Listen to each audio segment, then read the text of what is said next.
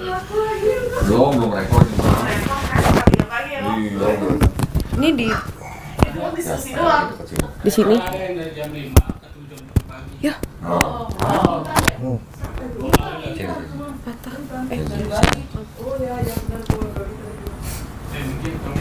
Oh iya. Udah. Bisa. Bisa. Sini ya. Ya, dari situ. Kalau gue mau nyuruh orang ini supaya ngasih tahu umat atau kaum untuk nyembah gua, bagaimana mungkin suruhan gua maksiat gitu? Iya. Kan nggak make sense, itu maksudnya. Nah bedanya tadi di Alkitab ada kalimat kayak gitu. Ya, berzina. nah di Quran, Nabi siapa namanya? Nabi Adam alaihissalam, dia pernah berbuat salah, ya kan? Karena Nggak tahu. cerita ya tentang buah kuldi lah. Oh, Kuldi oke. mata ya. Tapi kan itu bukan maksiat. Iya bukan. Ketika Nabi Adam dan istrinya apa namanya minta ampun, diampuni nggak? Diampuni. Nabi Daud juga pernah berbuat salah. Iya. Salahnya apa? Bukan zina. Oh. Ya, Nabi Daud alaihissalam di dalam Islam diceritakan pernah berbuat salah, mengambil keputusan untuk umatnya salah. Setelah itu dia minta ampun nggak? Diampuni nggak? Diampuni. Oh beda ceritanya ya kalau. Jadi nggak ada cerita berzina sama Betseba, nggak ada. Oh. Oke. Oh. Nggak ada. Iya sih. Oke. Tapi kenapa, Niko? Bentar, tadi mana nih? Nih, tapi kenapa? Maksudnya tuh kan, ya bukan berzina sih, tapi kan Nabi Muhammad ya. Nabi Muhammad itu dia menikahkan janda-janda. Menikahi apa menikahkan? Oh menikahi.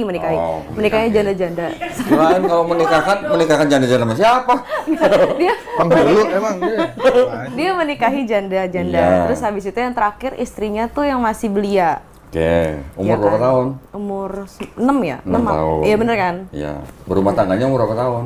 9. 9. Terus sholat gitu loh? Iya maksudnya tuh kayak kenapa lu nikahi banyak orang gitu. Nah gini.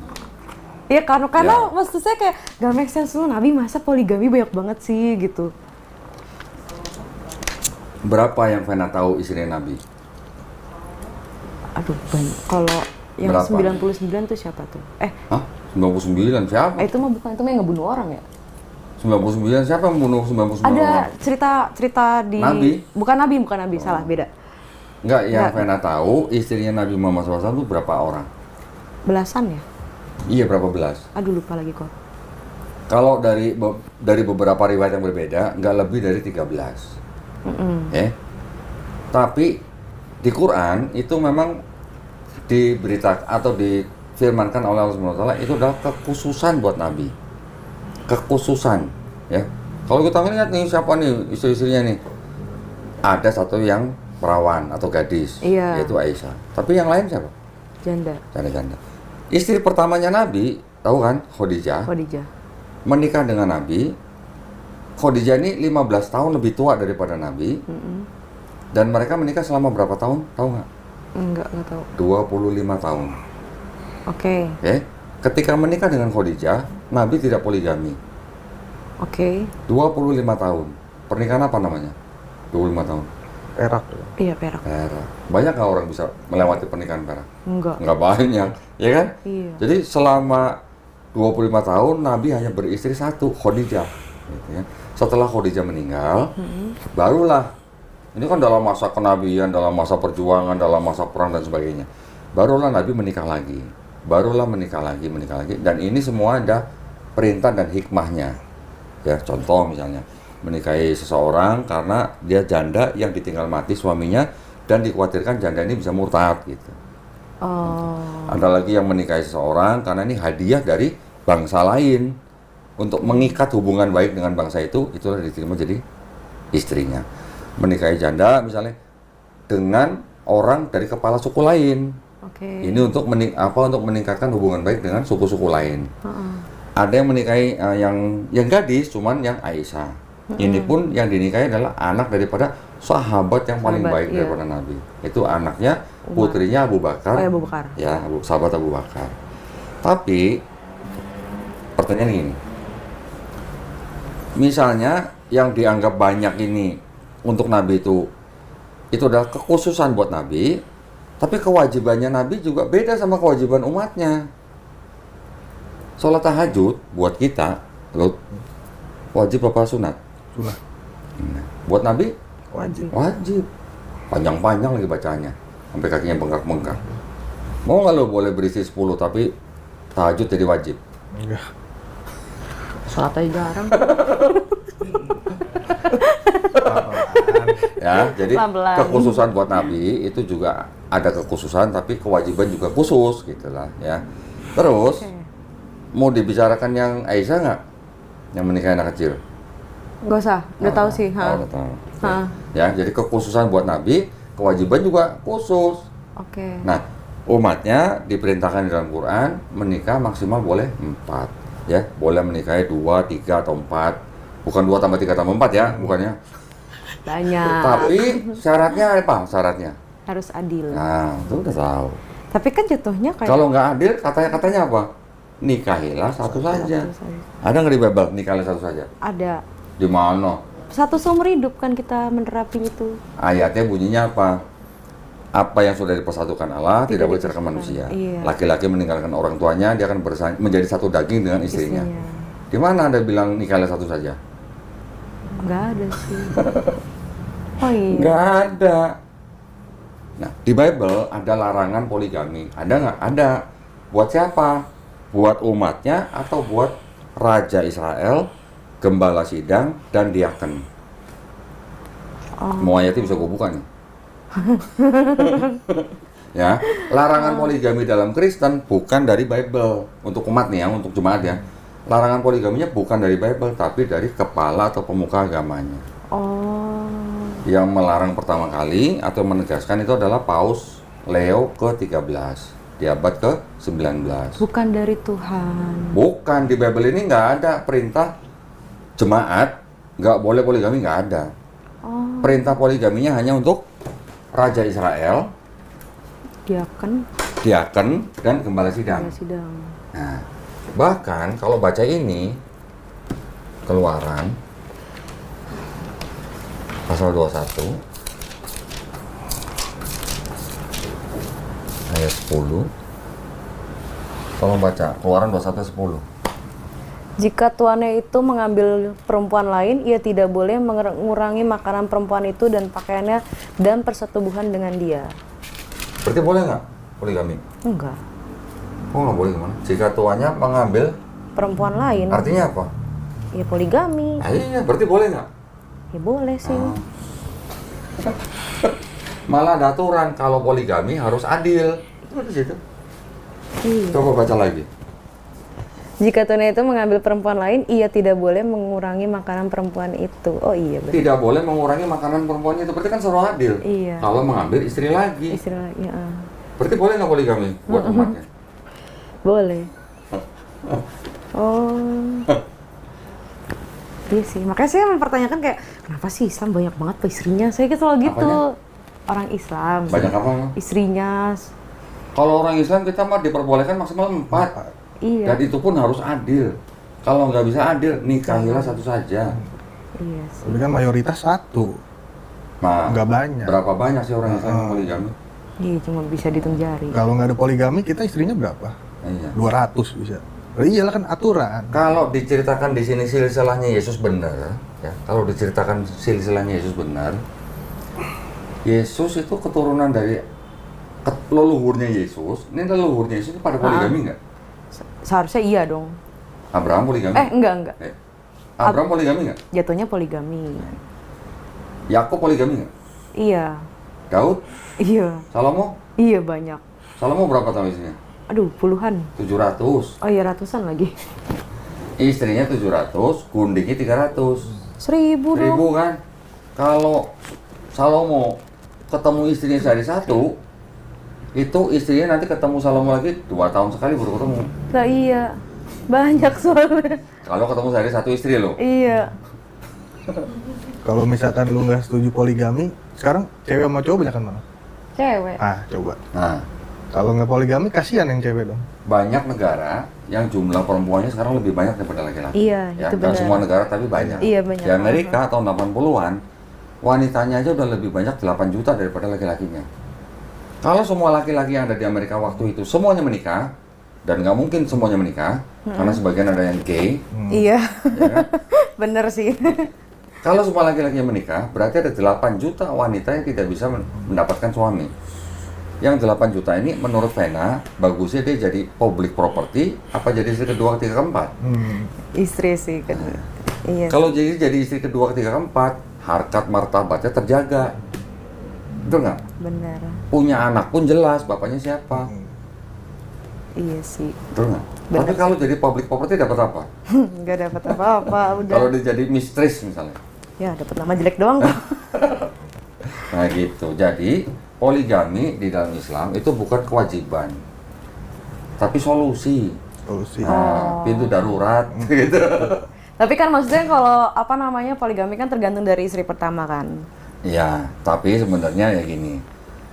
Hukumnya sih suami tidak harus minta izin kepada istri pertama. Tapi kalau dia minta izin jauh lebih bagus. Kalau sampai istrinya mengizinkan. Karena seorang istri di dalam Islam kalau dia mengizinkan suaminya poligami lillahi ta'ala, demi Allah maksudnya, bukan demi nafsu. Istri pertama yang mengizinkan ini dia udah dikasih, lo mau tinggal pilih pintu surga yang mana, lo pilih sendiri udah gitu aja.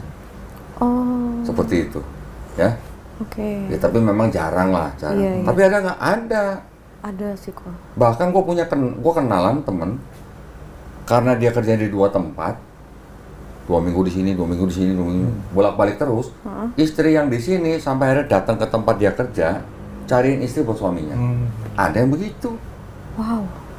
Malah istri ini yang melamarkan istri buat suaminya. Ada. Ya, tapi mungkin nggak banyak lah. Jadi sekali lagi saya bilang poligami di Islam itu bukan kewajiban, tapi pintu darurat. Gitu. Bener sih kok. Ya. Nih kok. Oh. Mana nih? Kenapa? Mana ya? Oh, kenapa di Islam tuh banyak haramnya? Bukannya dia agama yang damai gitu kan? Karena saya taunya Islam itu kan Damai sama haram tuh nggak ada hubungannya. Enggak mas, iya tahu maksudnya banyak larangannya gitu kan. Sedangkan kan kalau di Kristen kan ya hanya kita mengasihi, mengampuni, terus ditampar pipi kiri, berikan pipi Tapi kanan. nggak mau nyobain. Nggak mau. Mau nyobain nggak? Nggak. Nggak mau. Kalau yang ditanya Vena masalah haram itu tentang makanan, ya di sini lebih banyak daripada Quran. Gua kasih tahu aja. Oh, Lu boleh nggak makan ikan lele? Boleh. Boleh. Di sini boleh nggak makan ikan lele? nggak boleh kan dia berkumis ya. Tuh. Ikan lele nggak boleh. Lu boleh nggak makan udang? Boleh. Di sini boleh nggak makan udang? Enggak. Nggak boleh. Di sini lebih banyak haram untuk jenis makanannya. Di sini lebih banyak. Oh. Iya ya. Iya. Tapi kalau haram tentang perbuatan atau apa, gua mau pakai analogi begini ya. Misalnya, Vena punya sekolah atau Vena kepala sekolah lah. Lu bakal bikin aturan nggak buat murid-murid di situ? Iya sih. Kenapa? Buat apa? Ya biar maksudnya mulus jalannya. Biar apa? Biar tertib kan? Iya. Ya, begitu juga ono. Oh. Allah Subhanahu Wa Taala mau kita tertib. Ya kasih aturan. Lu nggak boleh begini, nggak boleh begini, nggak boleh begini. Nah kalau di sini 10 perintah lah apa? Sama juga kan? Nggak boleh membunuh, nggak boleh mengingini istri sesama, apa tetangga dan sebagainya. Iya sih. Tapi anggur kita boleh kok. Kalau nggak mabok gitu. Mau nggak gua kasih ayat yang melarang anggur? Lah. Loh. Emang ada? Ada kontradiksi di sini. Tapi Yesus aja bikin iya Anggur. bukan Yesus sih itu. Tadi kan bukan Yesus yang Orang dibilang ya. Dionysius dianggap Yesus. Oh iya. Oh iya. Makanya kita kan perjanji. Nih, buku Perjamuan? Ini buku gua nih. Di dalam sini isinya kontradiksi di 4 Empat gospel. gospel. Ya, gua punya daftar lagi kontradiksi dari Kejadian sampai Wahyu. Anggur ada yang boleh diminum, ada yang nggak boleh diminum. Anggur beralkohol tidak boleh. Ya, di sini. Tapi Jadi kalau- kontradiksi. Iya, tapi kalau anggur perjamuan banyak juga mabuk. Iya. Lu Pernah kalau lagi. perjamuan dulu suka nambah nggak anggurnya? Iya, punya botolnya aku malah. Buset, punya botolnya. Beli tuh. Ah. Oh, iya sih. Ya, jadi kalau diambil simpelnya, kenapa di dalam Islam banyak aturan, banyak yang haram segala macam? Ya otomatis aturan itu adalah sebenarnya ada orang yang memandang begini. Aturan-aturan dalam Islam bisa dikatakan itu sebenarnya kisi-kisi. Oke. Kisi-kisi buat kita yang sedang hidup di dunia ini, yang sedang menjalani ujian supaya kita lulus ujian. Iya sih. Bener kayak sekolah ya, Pak. Nah, contoh, kalau lu dulu mau ujian, dikasih contekan, kira-kira gimana? Bakal lulus? Ya lulus lah. Yang ngasih contekan lu yang punya sekolah gitu. Wah, makin makin lulus lagi. Nah, ini yang menciptakan langit, bumi, dan manusia. Dia yang ngasih kita contekan. Lu kalau mau balik ke rumah yang benar, lu begini. Iya Sholat, zakat, puasa, dikasih aturan yang banyak. Lu lebih milih mana? Untuk pulang rumah yang benar dengan aturan-aturan dan kisi-kisi yang jelas, atau lu nggak dikasih petunjuk? Iya, dengan kisi-kisi lah. Nah, kalau lu nggak punya petunjuk, kayak Google Map, nggak ada petunjuk, nggak pakai Google Map, nyasar nggak lu? Nyasar. Iya sih, bener kok. Bener sih. Tapi kenapa kok? Nah, Maksudnya di dalam Al-Quran saya pernah baca tuh, sama dari dia juga ngasih tahu kalau misalkan kita berdosa, ini loncat lagi aku ya. iya.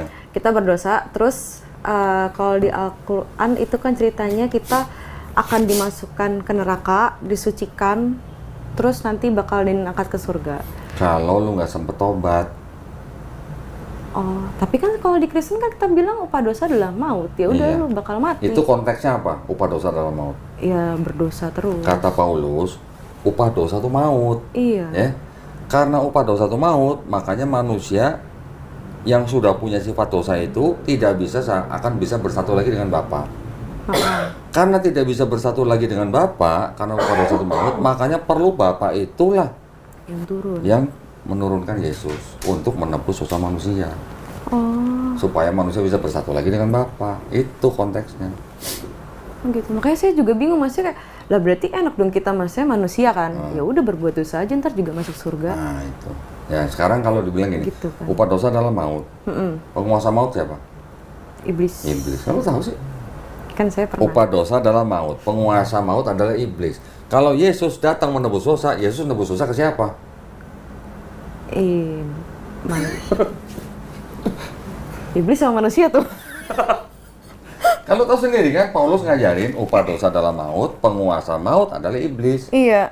Yesus dibilang datang menebus dosa, menebus siapa kalau gitu? Oh iya ya. Oh iya. Manusia apa iblis? Oh. Tuh? Iya sih.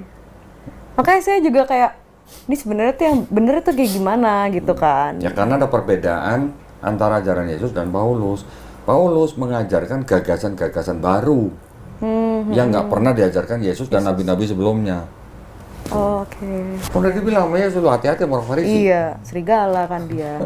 Oh, tapi kenapa nanti yang turun ke yang turun untuk menghajar, yang menghabisi Dajjal? Kenapa harus Isa? Kenapa nggak Nabi Muhammad? Nabi Muhammad SAW kan gini. Kenapa Nabi Isa alaihissalam diangkat? Ya kan? Diangkat, yang kita pahami atau kita imani adalah diangkat bersama jasadnya. Ya. Iya, setubuh-tubuhnya Ya, benar. tubuhnya gitu. Nabi Muhammad SAW menerima Quran. Oke. Sudah menerima Quran, sudah selesai. Nabi Muhammad SAW sebagai manusia, ya pasti harus mati dong. Iya. Ya dong. Dan dia nggak difitnah jadi Tuhan. Oh iya, karena dia bilangnya Nabi. Iya.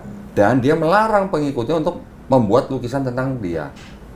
Iya sih. Nggak boleh. Nggak tahu mukanya juga sih. Nggak boleh gitu, nggak boleh. Paling cuma di hadis ciri-cirinya begini gitu lah. Iya, Ada kan? nggak lukisan Nabi Muhammad SAW? Nggak ada. Kenapa? Karena Nabi Muhammad SAW tahu kalau nanti Nabi sudah nggak ada lukisannya. Lama-lama pengikutnya atau orang-orang generasi berikutnya lama-lama bisa nyembah dia.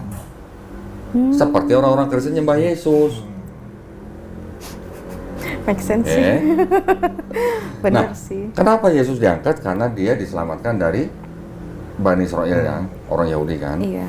Kenapa dia yang turun untuk membunuh Dajjal? Nah, ini karena dalam rangka juga dia diturunkan untuk membantah fitnahan bahwa dia Tuhan gitu. Klarifikasi. Yang lu bilang itu. Kan tadi gue bilang tadi, selain itu kan dia juga mematahkan salib dan membunuh babi. Kalau salib sama babi ini urusannya sama siapa? Orang Kristen. Nah, lu udah tahu. Iya, karena kita memperjuangkan babi. Enak. Hidup babi gitu. Iya, enak tapi mahal. Oh, iya juga ya. Makanya saya bingung kan, kayak dari kemarin saya mikir kan, nggak dari kemarin sih, udah lama. Kenapa nggak Nabi Muhammad aja gitu kan? Kalau Nabi Muhammad misalkan, SAW tugasnya udah selesai.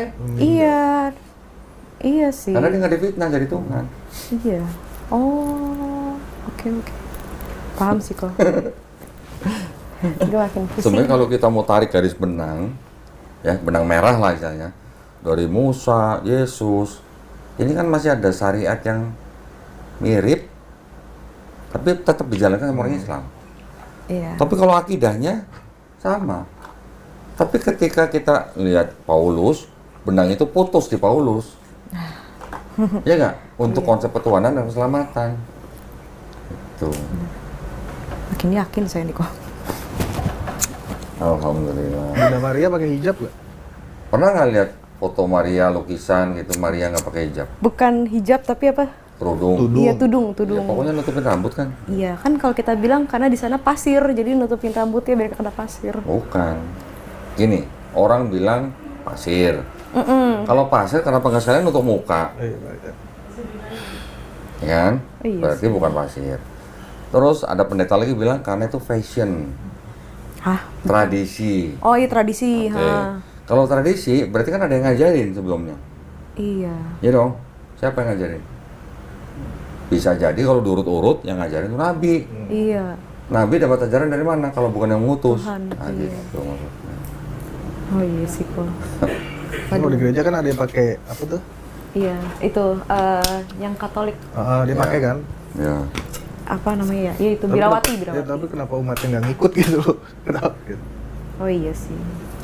Nah, kalau lu masuk Islam, otomatis lu akan mengikuti syariat yang nabi-nabi sebelumnya yang sudah disempurnakan dalam Islam, termasuk nutup rambut seperti Maria. Wow, wajib ya kok. Karena itu perintah Allah ya, bukan perintah Nabi ya.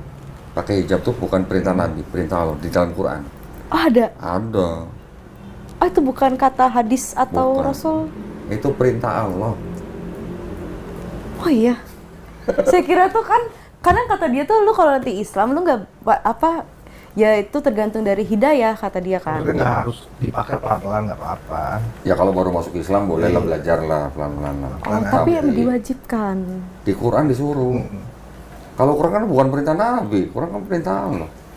Yang hijabnya yang panjang gitu kok apa yang cuma Yang penting gini, di Islam kita pahamnya seluruh bagian tubuh wanita itu adalah aurat kecuali wajah dan tangan. oh Kalau yang masalah kerudung panjang itu yang disebut dengan syar'i. Oh, Tapi iya. kalau yang pendek walaupun walaupun pendek tapi tertutup seluruh tubuh, yang penting yang kelihatan cuma muka dan tangan itu juga udah syar'i. oh Menjaga martabat wanita juga kan. Ya kan kalau lu jalan ada orang lu pakai tank top sama yang full pasti kan yang diserang pasti kan yang tank topan kan. Coba lu jalan kaki pakai baju seksi, digodain nggak? lah kayak gini jadi godain. Nah, Tapi kalau ketutup semua kira-kira kemungkinan digodainnya lebih kecil lebih gede. Iya kecil sih. Nah, demi kebaikan juga kan. Oh, berarti- banyak kan eksperimen di luar negeri begitu. Iya sih benar sih kok. Hmm. Oh ya wajib ya. Jujur saya jadi goyah kok. Makin mantap saya. Karena kan auratnya itu buat suaminya nanti kan. Nggak Jadi kalau kita dikonsumsi. melihat Islam memang harus melihat dari ajaran intinya, jangan lihat dari orangnya. Iya karena kalau orangnya jujur ya kok. Wadidaw. Wadidaw banget gitu. Maksudnya saya pun keluarga saya Islam semua kan. Dan itu maksudnya ada yang kayak apaan sih lu kayak gitu. Tapi kalau misalkan dilihat dari agamanya, apalagi short saya sekarang isinya kisah-kisah Nabi. Widih. Beneran, saya sampai bilang, kok short gue begini sih ya? Tadinya judul. Oh tadi judul. Kagak yang di YouTube luar negeri, tapi seru karena percakapan bahasa Inggris kan. Oke. Jadinya saya belajar dari situ. Oke. Terus sekarang tuh bener-bener kayak kisah Nabi, terus kayak makanya saya tahu Aisyah itu kan umur 6 tahun. Dari situ kok maksudnya kayak ini apa kok jadi kisah Islam semua yang gue lihat, bukan Ya, maksudnya bukan. Karena itu algoritma. Iya, kata dia gitu juga gitu kan. Tapi kayak aduh, ini apa pertanda juga, gue harus cepet-cepet login gitu. Bisa jadi. Gua dulu menyanyiakan 5 tahun untuk mengamati Muslim, nggak masuk Islam. Untung gua masih dikasih hidup. Nah itu bener 2 kata tahun dia. berikutnya gua belajar, akhirnya gua bersadar. Alhamdulillah, gua udah ini jalan 12 tahun menjalani Islam. Wow. Nah, pas belajar saya juga online nggak apa kali ya kok. Apa? Makanya pas belajar dulu kan saya Islam terus Kristen, Kristen banget. Terus sampai ngelos masuk ke komunitas yang saya kira gereja, nggak taunya bukan. Apa? Gereja setan. Di mana? Ada daerah Jakarta, kayak tempat mall gitu. Oke. Nah terus pas udah di situ masuk kan, terus kayak loh kok gue didudukin gitu kan, ada 6 apa 8 orang gitu, saya nggak lupa, di meja gitu, terus tiba-tiba ditanyain nama gitu-gitu kan, asal dari mana, terus tiba-tiba dibilang kamu ada nggak sekarang yang kamu butuhin gitu kan. Terus saya mikir kayak wow, ini gereja keren banget. Karena kan jarang, kaya nih, gitu. Iya jarang kan gereja kayak lu mau butuhin apa harus berdoa dulu kalau gereja kan. Kok ini langsung kayak nyata nih gitu. Terus saya bilang saya butuhin duit 4 juta sih. Saya langsung ngomong gitu. Cuma 4 juta? Karena saya ngeblank aja butuh apa, saya bingung. Karena iya spontan aja kayak yaudah 4 juta juga lumayan gitu kan. Saya butuh 4 juta gitu kan. Buat apa? Ya buat hidup aja aku gitu kan. Padahal nggak butuh-butuh banget gitu. Dikasih? Langsung bener-bener kayak lu punya duit berapa. Iya, sama persis dengan cerita ada satu anak muda datang ke sini begitu. Oh iya. Pada patungan buat ngasih orang itu. Iya. Tapi pinjem urusannya. Oh kalau saya bener-bener Waktu itu sih dia bilangnya apa ya? Pokoknya dikasih, tapi ketika si orang ini keluar dari komunitas itu ditagih gitu. oh kalau saya enggak. Jadi bener-bener kayak ini buat kamu. Dikasih. Jadi bener-bener langsung dikasih. Terus kayak ini beneran gitu kan. Ini saya ngomong kayak mau nangis. Tapi pernah ikut kebaktiannya nggak? Itu makanya ntar dulu. Oh, oke. Penasaran gue soalnya. Nah itu kan udah tuh dikasih. Terus abis dikasih, selang kita ngobrol-ngobrol tuh kayak saya kayak nggak percaya gitu kan. Ini beneran gereja, saya penyakinin terus. Iya kita gereja, dia bilang gitu. Ini beneran nyembah Tuhan. Iya kita nyembah semesta. Wih. Dia ngomongnya semesta gitu kan. Terus semesta apa Tuhan gitu. Terus abis itu kelar, saya diajak masuk itu bener-bener gedung kayak gereja, pilar, tapi saya nyari salib kok nggak ada, karena kan gereja kan identik dengan salib kan, kok nggak ada gambar salib, yang ada kok cawan yang berbentuk kayak gini, terus tirai gede, panggungnya bener-bener megah banget, sama Di Jakarta nih? Di Jakarta. Di Jakarta. Terus abis itu pas saya masuk, saya disuruh di tangan kiri atau kanan, kiri. Di black tangan saya masukin ke cawan. Pakai pisau? Saya nggak tahu waktu itu pakai apa, pakai di Berdarah? black. Iya, berdarah. Terus? Ditetesin, saya disuruh tutup pakai tisu, jalan, duduk. Pas duduk, hilang. Pas saya buka kok nggak sakit ya? Tapi ada bekas darah di tisunya gitu kan. Kok hilang gitu? Ini apa nih? Masih bertanya-tanya kan. Kok gereja Sakit kayak gini? nggak? Enggak. Oke. Sama sekali nggak sakit, kayak udah netes aja kayak keringet. Ya. Pas udah gitu, mulai kan. Pas mulai, langsung suara musik kenceng. Saya bingung, saya kan anak GBI banget Musik ya. apa nih? Musik genre apa nih? Musik rocker. Rock, oke. Saya kan bingung kan, GBI kayaknya awal penyembahan nih. Oke, sebentar Kok ya. ini? Sebentar ya. Aduh seru nih. Sebentar ya. Iya kok. Gue cuma mau nanya, mau konfirmasi ke lu nih. Waduh.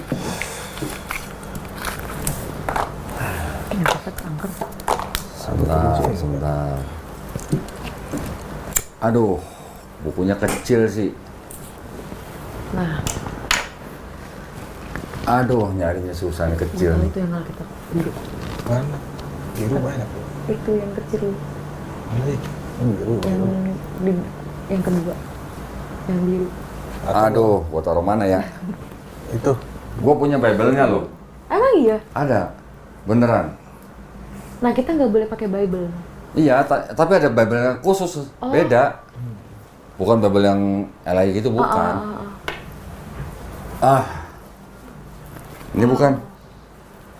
Saya logonya kayak gitu kok. Nah, bener. Iya. Iya. Terus saya gemetaran tahu.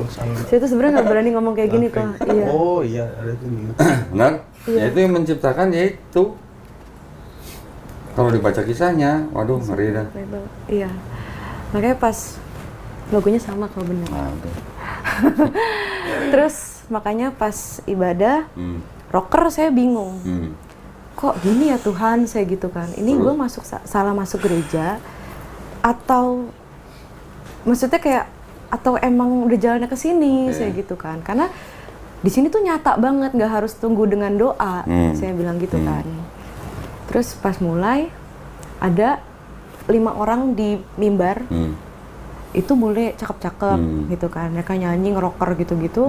Terus tiba-tiba pas udah time waktunya tuh kayak pendeta masuk lah. Masuk bule ganteng banget dah. Pakai jubah. Bukan jubah, belum. Jas. Iya, pakai jas, bener-bener ganteng bule banget gitu kan. Tiba-tiba berubah. Dari ganteng itu langsung switch. Jadi dia masuk ganteng mukanya, bener-bener gak ada yang ganteng lah. Pokoknya dia doang yang ganteng. Terus? Tiba-tiba nge-switch. Pas udah mulai langsung gelap. Switch langsung sayap. Oh. Sayap langsung gede banget. Itu bener-bener gede banget, nyala api.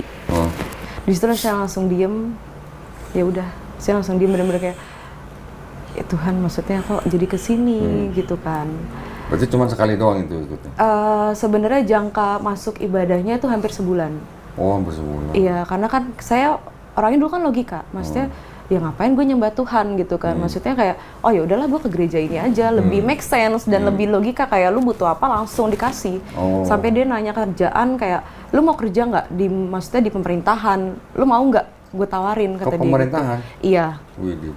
Dia sampai nawarin kayak lu kalau mau kerja masuk pemerintah gue ada channel. Saya bilang kayak nggak usah, saya bilang gitu. Ini aja udah cukup. Saya bisa sampai ditawarin untuk ikutin bukan tata tertib, kayak syarat masuk jadi jemaatnya mereka. Jadi kayak saya ikutin harus diikutin ritual. Ritualnya itu saya ikutin pas ritual dibilang dia jasmani. Jadi kayak ada janin yang di blender. Dan itu kita disuruh minum. Terus? Terus ada ritual, pokoknya ritual bersetubuh juga ada. Iya, jadi bersetubuh kayak satu ruangan tuh kayak rame-rame. Orgi? Orgi itu apa ya? Ya itu, seks sama rame itu. Iya, kayak gitu. Gangbang, party Ya sex semacam kayak gitu, dan dia tuh ada satu orang gitu, dia ngasih tahu saya, kalau nanti hamil, lu nggak usah takut, nanti lu akan gue bayar, diaborsi, gue ada tempatnya, lu aman. Gitu. Jadi itu saya bener-bener langsung, kok gini ya? Dan saya tuh nggak nyaman gitu kan. Pas saya nggak nyaman, saya ceritalah sama pembimbing rohani gereja. Terus dia bilang, Fen, kamu tuh udah salah banget, kata dia gitu. Kamu udah masuk ke gereja setan. Saya kayak, nggak mungkin lah gitu kan. Dia Lucifer baik kok, saya bilang kayak gitu. Maksudnya, karena mereka tuh kayak bener-bener doktrin otak banget kan kok. Pas udah dibilang gitu, akhirnya saya kayak berdoa sama Tuhan lah, berdoa sama Tuhan, terus kayak diingetin lu berkali-kali diselamatin, lu jatuh dari curug aja lu masih hidup, Pen, kata dia gitu kan. Terus kayak ya pokoknya berkali-kali diselamatin, terus kayak oh iya gue salah nih Tuhan gitu kan. Akhirnya balik ke gereja, disitulah kita pelepasan kalau kata orang Kristen kan. Pelepasan, Di ruqyah gitu, di ruqyah. Iya, jatuhnya ruqyah ya. Pendeta saya sampai menyerah. Dia bilang katanya saya ngomong, ini punya saya, bukan punya kamu. Vena punya saya. Sadar nggak tuh pas ngomong gitu? Enggak. Nggak sadar. Sampai mama saya tahu tuh saya sampai muntah. Itu muntahnya bener-bener kayak ya wangi gitu-gitu, ada bunga.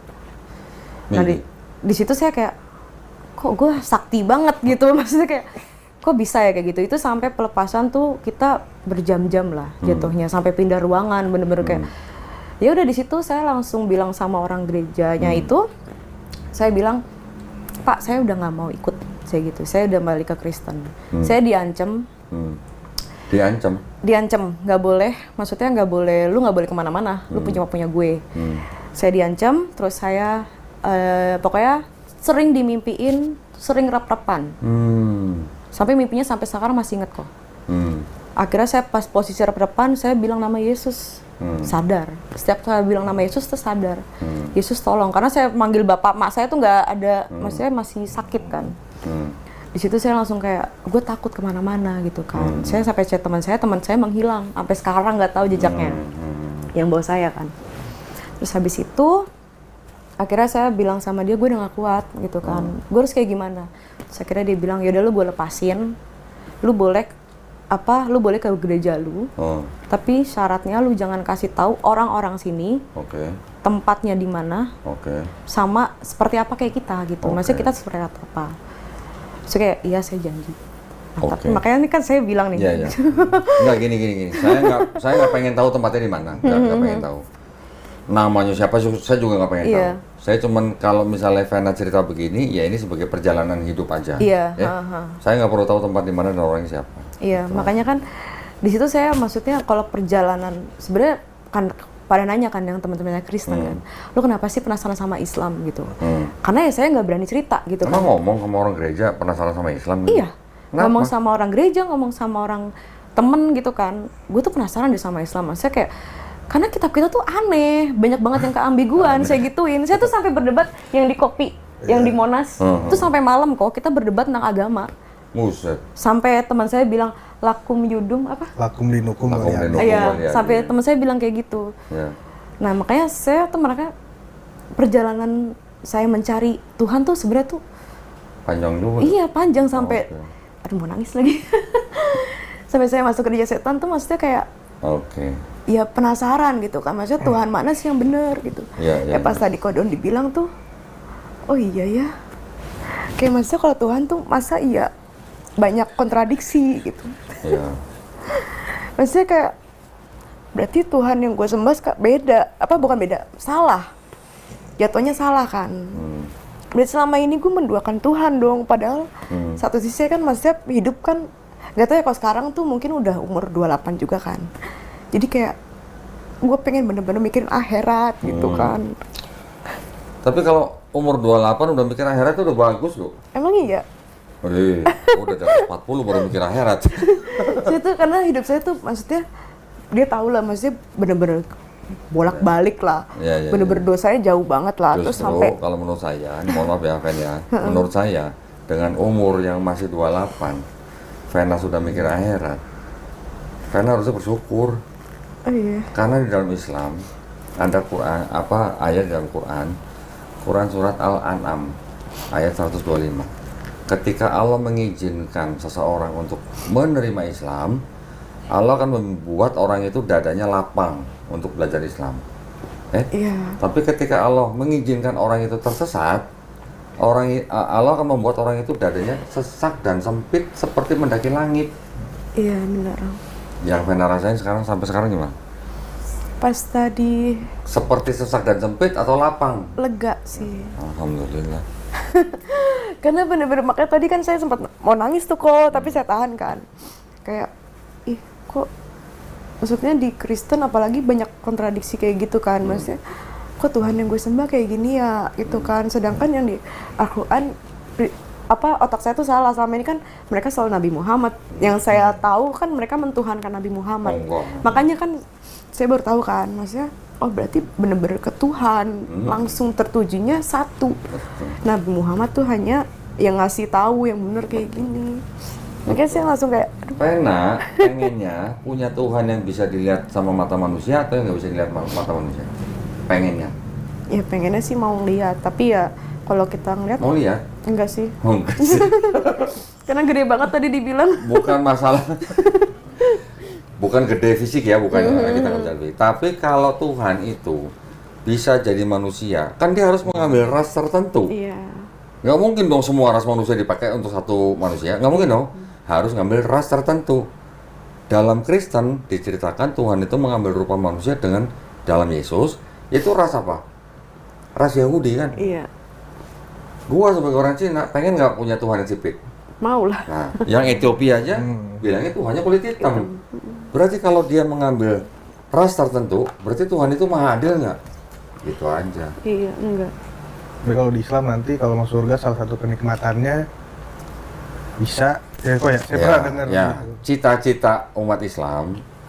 Kalau ditanya, lu pengen masuk surga nggak? Semua manusia juga pengen masuk surga, Iya. ya kan? Tapi sebenarnya ada yang lebih tinggi dari itu. Apa? Melihat wajah Allah. Bukan melihat 7 bidadari. Oh, kok 7 sih? 72 dapat. 72 kali. 72. Itu analogi aja, karena kalau laki kan Iya. pasti ke cewek, tapi kalau cewek kan pasti pengennya rumah gede, kan jadi kan Iya. analogi aja. Kata siapa rumah gede?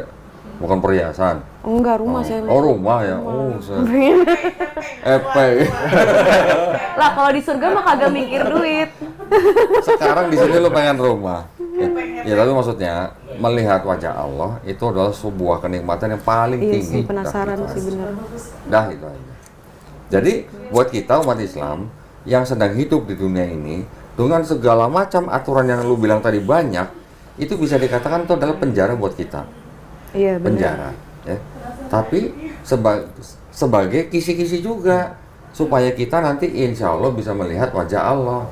Hadiahnya. Hadiah. Makanya saya tuh udah mikir banget kok, makanya kayak saya bilang nggak, gue udah harus buru-buru nih, maksudnya kayak gue takutnya ntar maksudnya udah nggak ada, bakal nyesel gitu kan. Makanya tadi saya sempat sebelum kesini kan saya ke makam ayah kan, saya maksudnya minta izin lah sama dia gitu kan, sampai saya bilang ya kasih tahu siapa yang bener ya. Maksudnya kan lu udah duluan nih, kasih tahu gua dong. Begitu nggak ada, kita nggak akan bisa berkomunikasi begitu. Nah Iya, sekarang mungkin ini sebagai penutup lah ya. Iya, boleh sebagai kok. penutup ya. Gue mau kasih analogi ya buat Vena. Analoginya begini. Gue sebagai orang Islam mengikuti apa yang dilakukan Yesus dalam Bible. Ya tadi ya, sholat, sunnah segala macam. Mengikuti. Tapi gue nggak nyembah Yesus sebagai Tuhan. Iya. Ya. Ternyata nanti setelah gue mati, ternyata Yesus Tuhan. Kira-kira menurut Vena gue rugi nggak? Enggak. Tapi kalau Vena sebagai Kristen, seumur hidup menyembah Yesus sebagai Tuhan, tapi nggak melakukan yang dia lakukan dalam Bible, ketika mati, ternyata Yesus bukan Tuhan. Rugi nggak lo? Rugi lah. Bakal nangis supaya dibalikin lagi jadi manusia lo. Iya, saya mau nangis kok. Saya mau nangis lagi kok.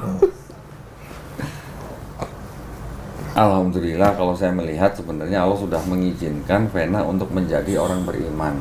Dah itu aja. Iya. Tinggal Vena mau ambil kesempatan ini atau enggak. Di dalam Islam tidak ada paksaan. Iya, Ya. tahu. Allah SWT sendiri tidak pernah memaksa ciptaannya untuk beriman. Mau beriman, nih hadiahnya.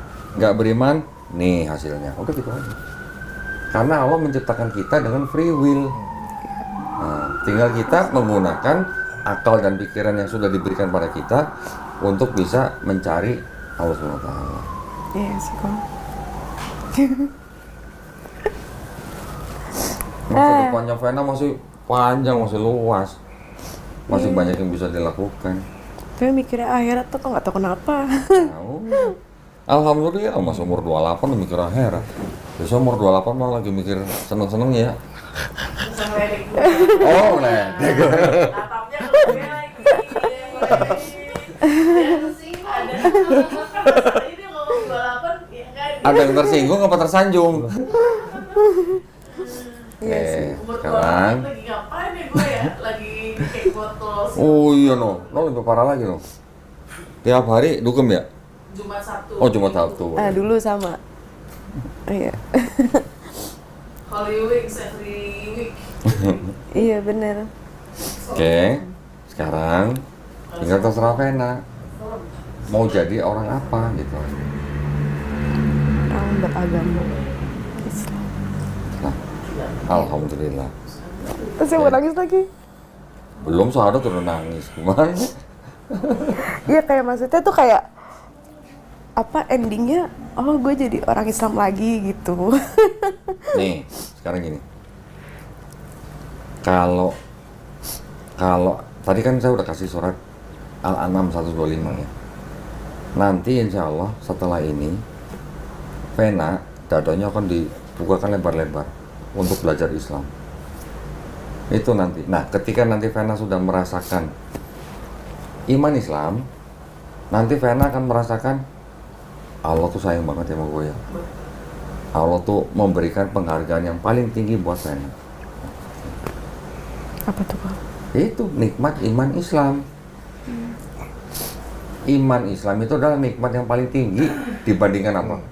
Dibandingkan dengan harta, dibandingkan dengan kesehatan, dibandingkan dengan anak soleh.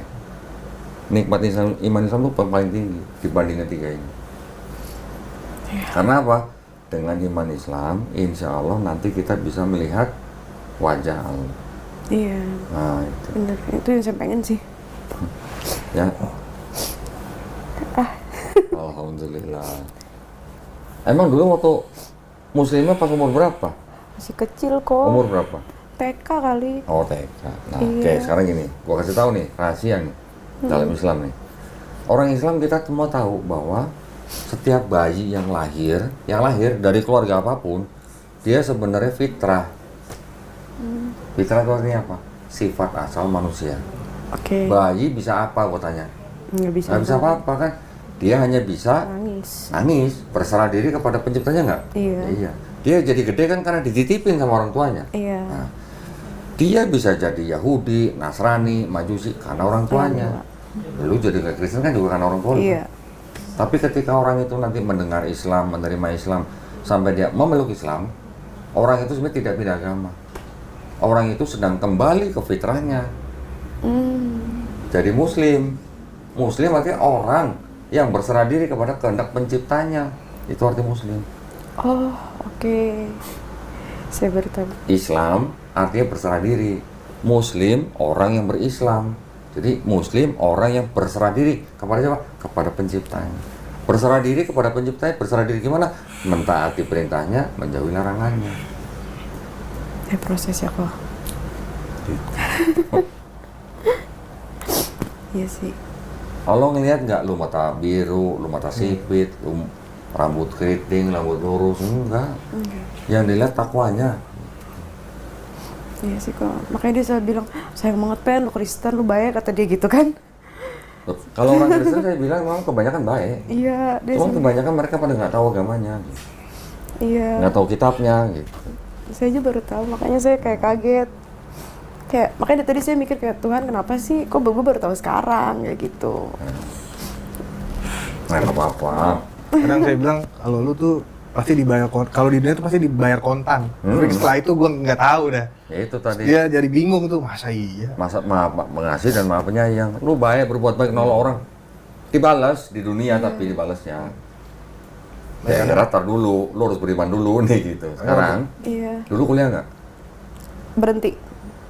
Oke, di apa universitas apa? Waktu itu di Imputan Tular. Imputan Tular. Vena kalau nggak pernah daftar di Imputan Tular, bakal diakuin nggak Enggak. mahasiswa Imputan Tular? Kamu udah gitu aja.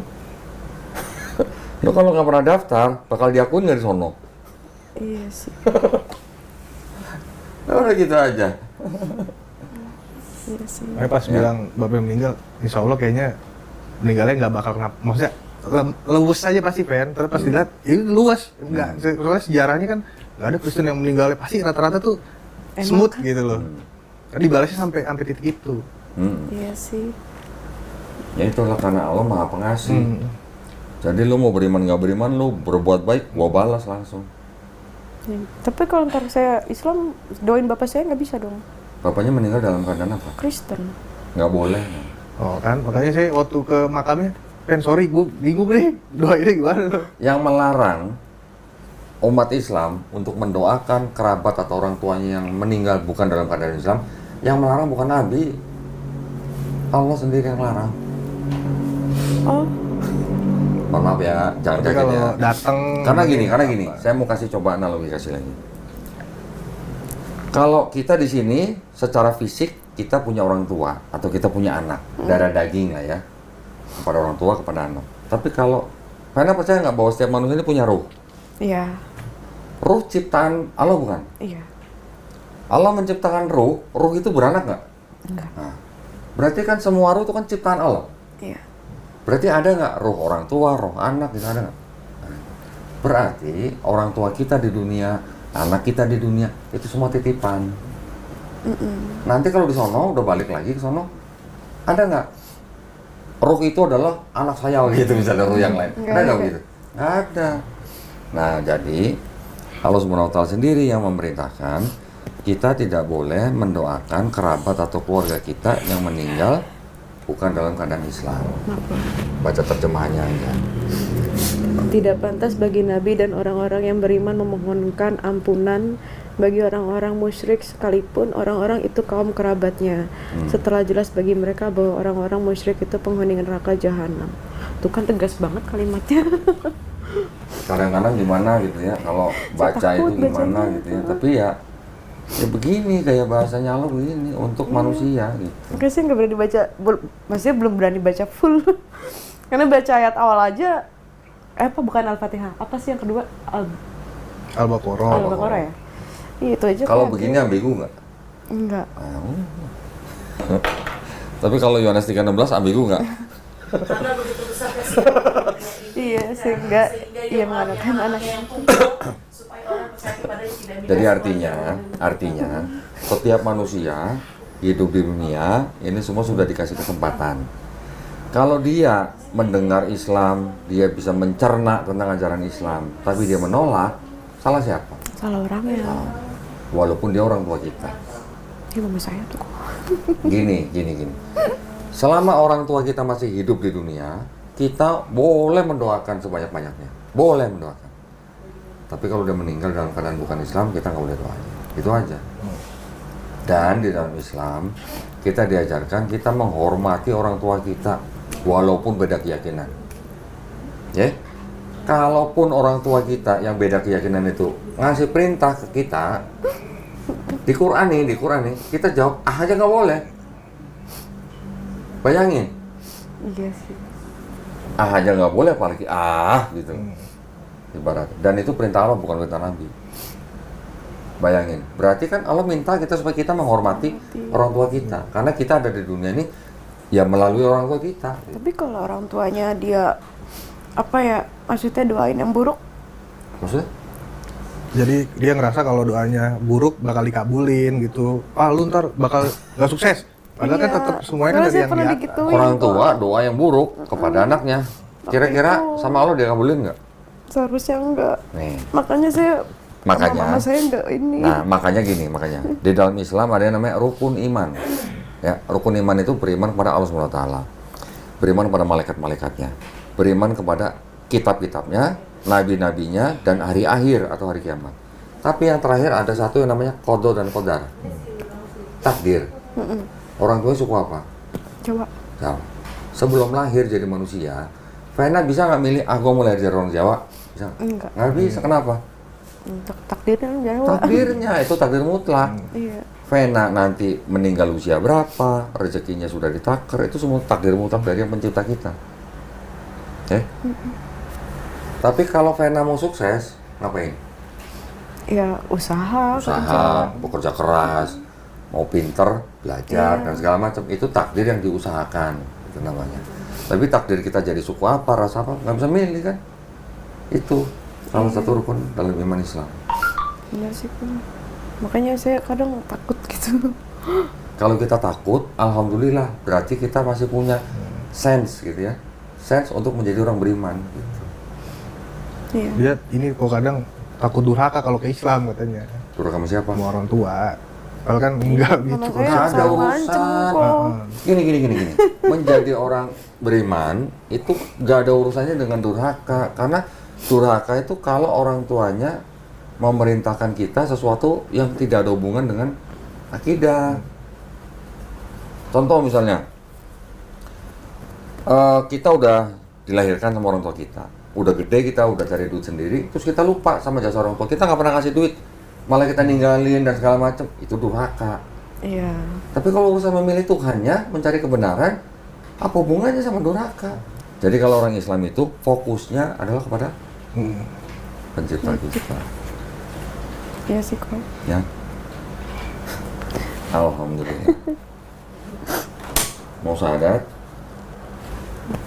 Nanti tenang. Nanti kita kirim guru privat ke rumah, ngajarin Islam. Terserah, nggak bisa di rumah, mau dimanapun terserah. Mau di sini pun boleh. Kita sediain guru belajar. Iya saya bilang sama dia, ntar kalau gue masuk Islam belajar, maksudnya kan nggak tahu ya. Apa? Maksudnya kayak belajar sholat, belajar kayak Al-Quran gitu kan.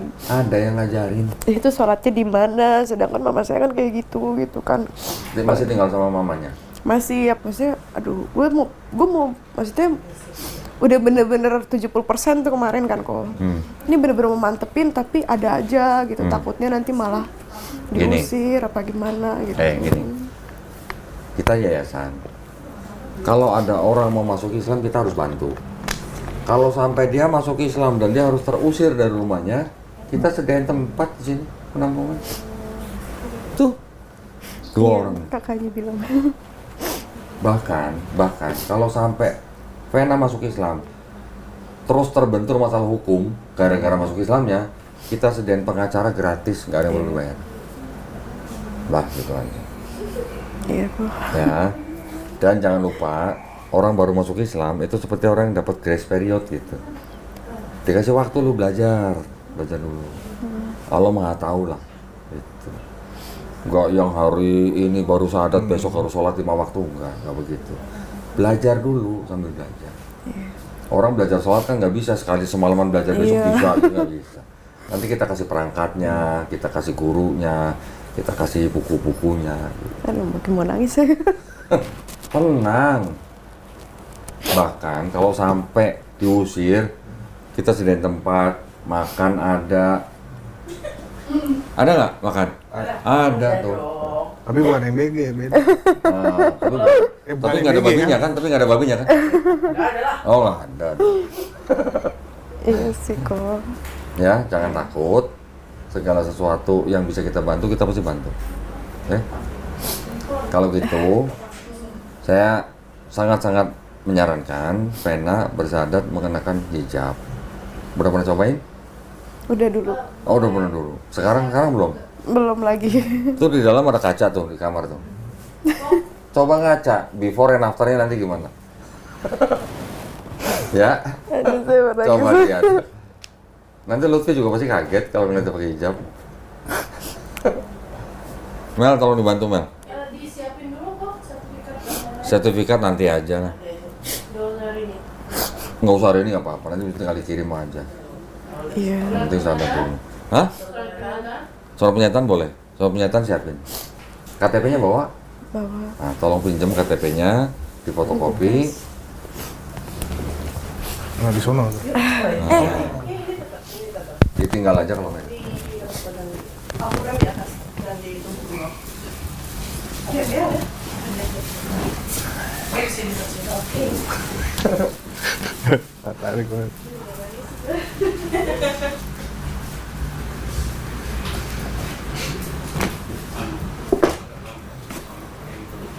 Iya, betul ya. Namanya ganti Nur ntar ya. Cian. Nur. Saya jangan pakai ganti.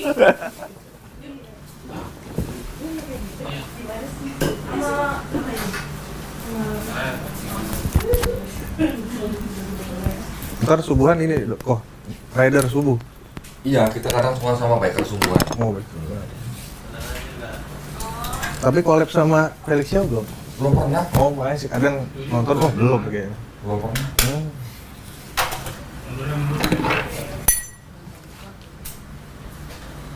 Ini kok ngeliat tau kalau tinggi turunin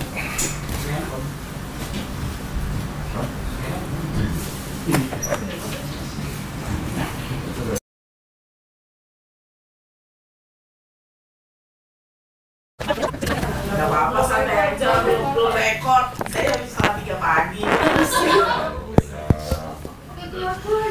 Belum rekor. Rekor kan salah 3 pagi ya, Bang? Iya. Ini di Itu diskusi doang.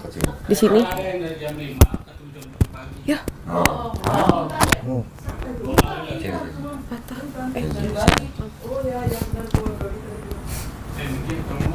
Oh iya.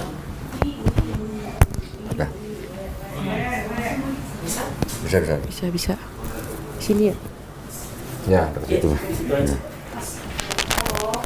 Taruh ya, handphonenya. Oke. Ini saya pinggirin dulu ya.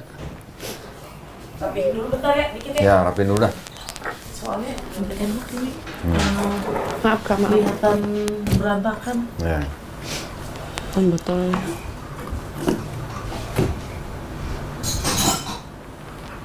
Kalau untuk sementara, Vena harus merahasiakan keislamannya kepada keluarganya, nggak apa-apa, nggak apa-apa, ya.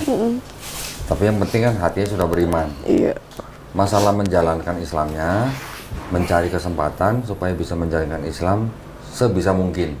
Kalau nggak bisa, ya sudah jangan dijalankan dulu, ya. Kalau beresiko. Tapi kalau ada celah, bisa sholat atau apa, jalankan. Allah Maha tahu. Ya. Jadi nggak kelihatan metalnya ya. Hilang metalnya. Tadi waktu pertama metal banget ya. Oke, sebelum syahadat, kita tunggu surat pernyataan dulu ya. Ini penting buat yayasan. Dengan surat pernyataan itu, kita jadi bertanggung jawab atas Vena. Bertanggung jawab atas keislamannya Vena, gitu ya. Tunggu sebentar. Nanti kita akan mengeluarkan sertifikat mualaf. Oke. Untuk apa? Untuk mengganti kolom agama di KTP. Nah, itu butuh sertifikat itu. Karena hari ini tadi kita tujuannya hanya untuk diskusi, sertifikat itu akan kita kirimkan besok ke alamat yang ditentukan oleh Vena sendiri. Terserah mau kemana aja alamatnya. Iya. Ya. Misalnya takut dikirim ke rumah, kirim ke rumah teman mana dulu, nggak apa-apa. Oke, tenang aja. Saya deg-degan kok. Ya deg-degan lah, kalau nggak deg-degan gimana dong? Jantung nggak deg-degan. Mau nangis. Alhamdulillah, ini sebuah nikmat. Ini adalah sebuah kenikmatan yang paling tinggi loh, ya. Tolong dibaca dulu. Gue coba nyambi bikin sertifikat. Nah, ya. Iya. Tolong dibaca dulu. Kalau ada yang nggak jelas bisa ditanyain.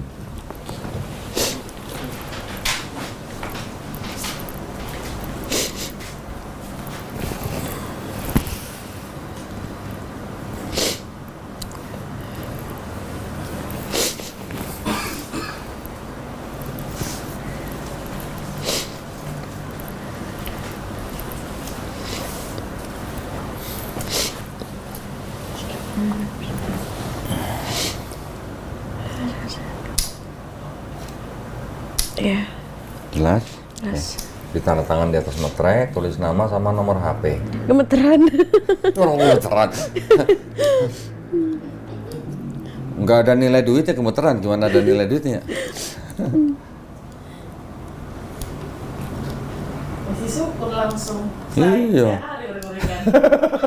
Singit katanya di rumah, singit katanya. Nomor HP udah? Oh, nomor HP di sini aja Di ya? mana aja, yang penting jelas. Berapa hari? 3 hari singit? Iya. Oke. Iya. Oke. Yang ini gimana? Bersedia atau tidak bersedia? Mana?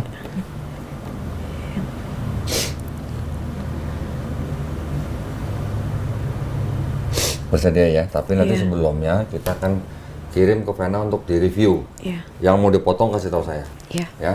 Karena 5 jam ya lumayan. berarti. Iya, nggak terasa. Oke. Udah ya, Mel, sertifikatnya bisa langsung bikin atau nanti aja? Kalau nggak nanti aja lah. Ya, besok si Suci aja atau Erika yang bikin lah. Ya. Oke, sekarang Bismillahirrahmanirrahim. Nah, untuk bersyahadat, saya harus bertanya 3 hal kepada Vena. Yang pertama, apakah Vena ini mau memeluk agama Islam itu atas kemauan sendiri atau ada paksaan dari orang lain? Atas sendiri. Kemauan sendiri? Iya. Alhamdulillah. Yang kedua, kalau dengar ceritanya tadi soal mamanya, ada kemungkinan ditolak, tapi juga ada kemungkinan mamanya juga tertarik dengan Islam kan? Bisa jadi, kita nggak pernah tahu ya. Tapi maksud saya, setelah hari ini, setelah malam ini, Vena harus bisa menunjukkan kepada mamanya dan saudara-saudaranya akhlak yang baik. Kalau masih takut ngaku Islam, ya udah nggak usah ngaku Islam. Tapi tunjukkan akhlak kelakuan yang baik kepada mereka. Iya. Ya, dibedakan dengan yang kemarin. Lebih baik. Kalau sama mamanya sudah sayang, sudah hormat, mulai besok harus lebih sayang, lebih hormat pada mamanya. Iya. Lebih perhatian lagi. Iya. supaya mamanya bisa membedakan kok lu beda gitu ya. Iya. Yang ketiga, di dalam Islam ada syariat. Syariatnya apa? Bersahadat, sholat, zakat, puasa, naik haji kalau mampu. Apakah Vena berjanji untuk berusaha sebaik-baiknya menjalankan syariat Islam ini? Iya. Alhamdulillah. Janji. Alhamdulillah. Berarti sudah tidak ada yang bisa menghalangi Vena untuk menjadi orang beriman. Iya. Ya? Sudah pernah dengar 2 kalimat syahadat? Udah Tahu artinya? tahu tapi takut salah. Oke, nggak apa-apa. Asal udah tahu artinya berarti aku bersaksi tiada yang layak disembah selain Allah. Dan aku bersaksi Nabi Muhammad adalah utusan Allah. Paham ya artinya kan? Iya. Sudah paham berarti sudah menerima dalam hati, Iya. sudah ikhlas, Ikhlas. mau taat, mau jujur dengan diri sendiri, mau cinta dengan 2 kalimat syahadat itu. Alhamdulillah. Oke, kalau begitu tangan kanannya Vena begini. Ini adalah hanya simbol tauhid. Tauhid itu artinya mengesahkan Allah SWT. Iya. Ya. Ikuti 2 kalimat syahadat yang akan saya ucapkan dalam bahasa Arab. Nanti kita lanjutkan dengan bahasa Indonesia. Ya. Bismillahirrahmanirrahim. Asyhadu Asyhadu alla ilaha alla ilaha illallah illallah wa asyhadu wa asyhadu anna anna Muhammadan Muhammadan Rasulullah. Rasulullah. Aku bersaksi Aku bersaksi tiada yang layak disembah tiada yang layak disembah selain Allah. selain Allah. Dan aku bersaksi Dan aku bersaksi Nabi Muhammad Nabi Muhammad adalah adalah utusan Allah. utusan Allah. Alhamdulillah, Vena sudah muslim. Peluk dong, peluk dong. Peluk dong, peluk dong. Peluk dong. Meli. Sini dong, Mel. Pelukan dulu dah. Sayang aku ini. Pelukan dulu deh. Lu nggak peluk, Mel? Lu nggak peluk lu? Iya. Iya udah sering. Deg-deg tadi. Gak ada yang harus dideg-dekin. Tapi nanti ini saya dihapus ya. Nah, iya benar. Oh iya. pelan-pelan. Iya belajar Ya. pelan-pelan, pelan-pelan, nggak apa-apa.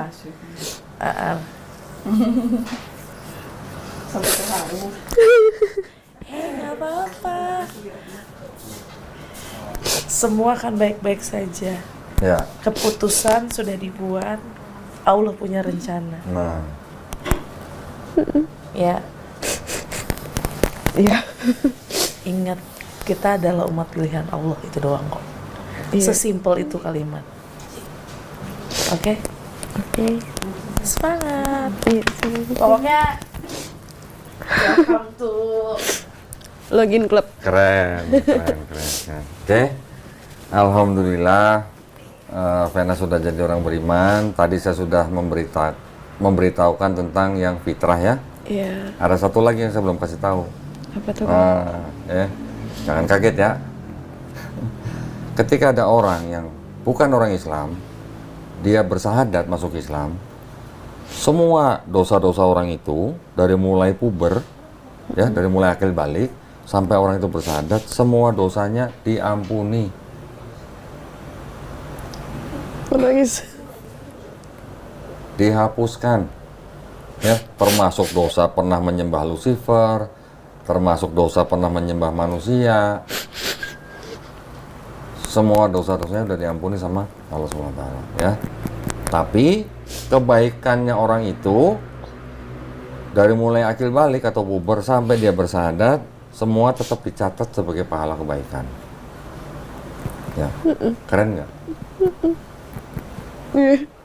Nggak ada yang nggak keren dari Islam. Itu bukti bahwa Allah tuh maha adil. Ketika ada orang mau beriman, semua dosanya diampuni. Tapi dengan catatan, Vena harus menjalankan Islamnya dengan baik, ya. Iya, kok. Jangan takut, jangan khawatir. Kita nanti akan pasti bantu. Kita sediakan semua yang dibutuhkan, ya. Insya Allah, alhamdulillah. Karena dosanya semua sudah diampuni, Vena sekarang seperti bayi nggak punya dosa. Dosa saya sama dosa Lutfi sekarang lebih banyak daripada dosanya Vena. Nah, kalau lagi nggak punya dosa, banyak-banyak berdoa. Pertama-tama apa? Doain ibu, ya, supaya ibu juga menjemput hidayah. Doain saudara-saudaranya, doain kita semua di sini. Ya, doain kita semua di sini. Buat kita semua di sini supaya kita semua apa? Istiqomah dan husnul khotimah. Husnul khotimah artinya apa? Mati dalam keadaan muslim. Mati dalam keadaan berserah diri kepada pencipta kita. Ya, insya Allah. Ya. Janji? Doain. Iya kok. Iya. Buat tuntut pokoknya.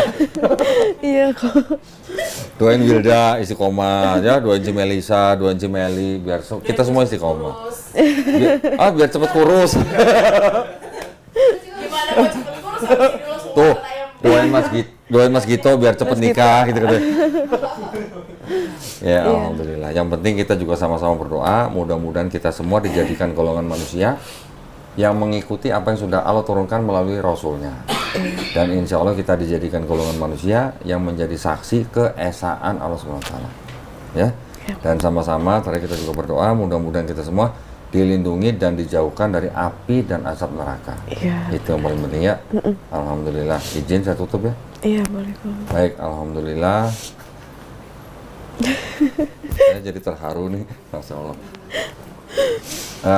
Alhamdulillah, terima kasih juga. Oh iya, Masya Allah, tuh sampai lupa saya tuh. Bentar ya.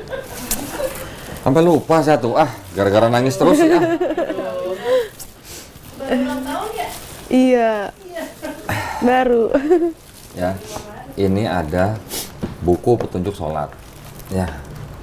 Ya, tolong diusahakan supaya nggak ketahuan dulu sama keluarganya bagaimana caranya, tapi usahakan baca ya. Iya kok. Dibaca semua. Ini petunjuk untuk sholat. Di situ diajari untuk berniat, wudhu, sholat dan sebagainya.